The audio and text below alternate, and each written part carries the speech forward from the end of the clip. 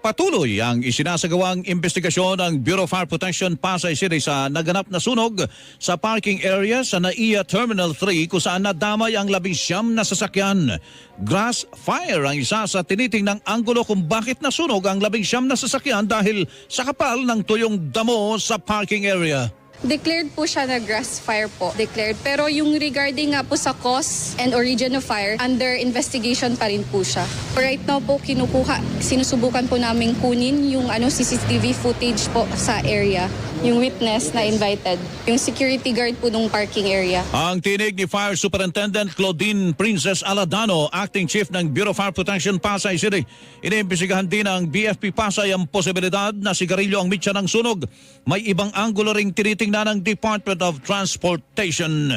Meron daw pumutok na power bank, no? Dahil sa init siguro. That's one possibility. No?